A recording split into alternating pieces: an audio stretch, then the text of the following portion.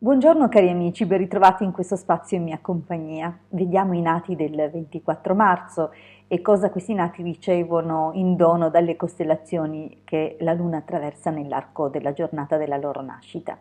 Prima di cominciare con questo approfondimento vi invito, come di consueto, ad iscrivervi al mio canale YouTube e se ancora non l'avete fatto, ovviamente vi invito anche ad iscrivervi al canale YouTube del Marietto Veneziano. Grazie.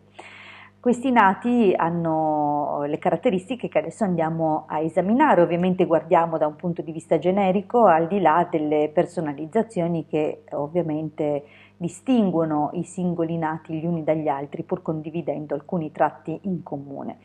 Questi nati infatti hanno in comune il dominio mensile il dominio mensile Ariete, che corrisponde appunto al mese di marzo. Ovviamente, essendo un dominio mensile che riveste, ricopre tutto il periodo di questo mese, dunque è un dominatore che accomuna tutti i nati del mese, oltre che di questo giorno.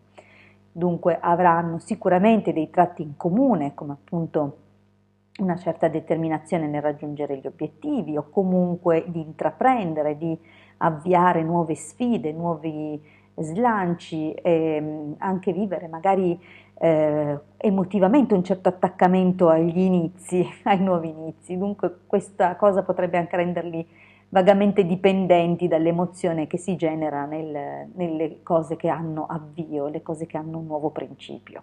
Ovviamente questo è un significato connesso al valore proprio iniziale e iniziatore che la costellazione Ariete ha, è la prima che apre l'anno astrologico, dunque corrisponde tra l'altro all'elemento fuoco, che è il primo elemento che discende dai piani sottili e dai regni spirituali, dunque amano proprio lanciarsi nelle nuove imprese con coraggio, assolutamente.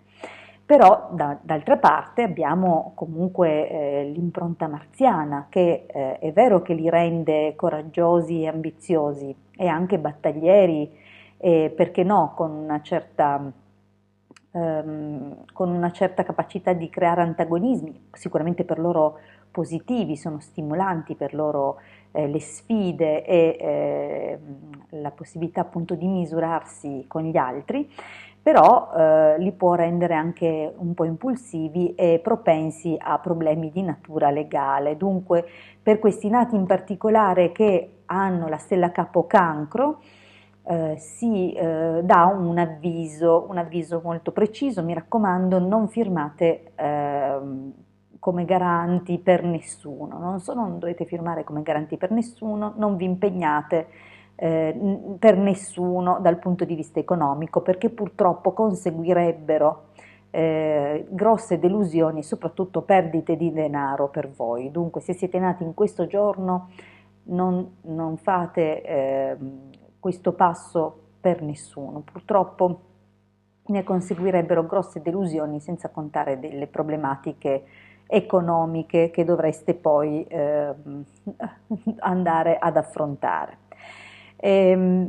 Questo potrebbe essere dato appunto anche da false promesse che vi vengono fatte, magari vi prospettano un qualche affare super vantaggioso che poi in realtà non lo è, dunque attenzione agli investimenti di natura finanziaria. Questo purtroppo è portato dall'opposizione di Leone, che appunto è nel settore degli investimenti, delle finanze, dell'abbondanza economica.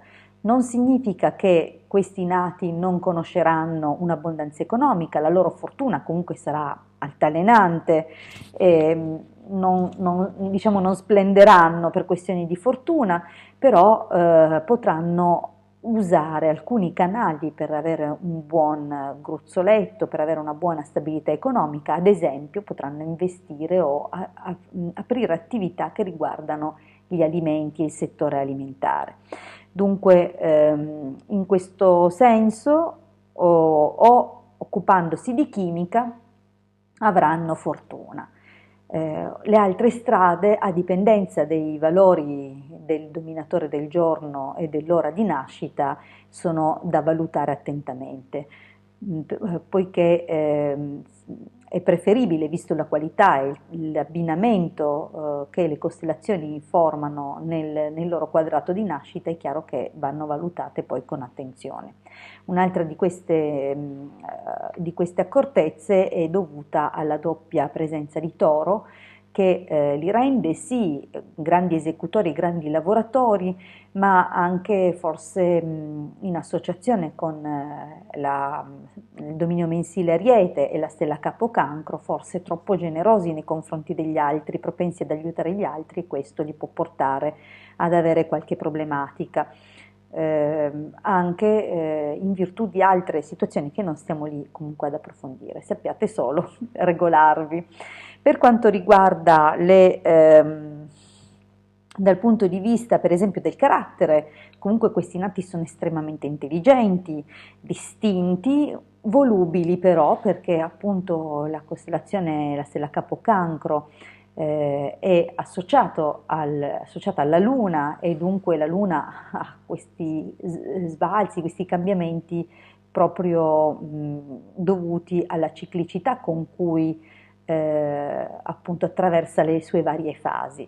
Perciò i nati con gli influssi lunari sicuramente hanno una maggiore predisposizione alle altalenanze rispetto ad altre nascite, ovviamente. Le loro però iniziative sono quasi sempre fortunate e originali, dunque anche direi geniali. Questi influssi dunque potrebbero essere catalizzati per ottenere qualche buona occasione, qualche buona situazione. Ho già detto appunto di guardarvi bene dal sottoscrivere o firmare per conto di terzi. Occhio, qualche pericolo derivante dal fuoco per via del fuoco in posizione opposta alla seconda posizione, e attenzione soprattutto a non, attenzione, non lo so, è chiaro che segnalo che c'è una predisposizione ai tradimenti, alle storie illecite e alla volubilità anche nei sentimenti e nelle intenzioni, proprio perché c'è questa predisposizione a lasciarsi travolgere dalle emozioni e dall'eccitazione delle cose nuove. Dunque è possibile appunto che questo crei incostanza dal punto di vista affettivo. Bene, io vi ricordo che se ancora non l'avete fatto, mi fa piacere se vi iscrivete al mio canale YouTube e anche al canale YouTube del Marietto Veneziano. Noi parleremo dei nati del 25 marzo qui su questo canale domani, sempre alla stessa ora. Grazie per avermi ascoltato fino qui, e a presto dalla vostra Hilde.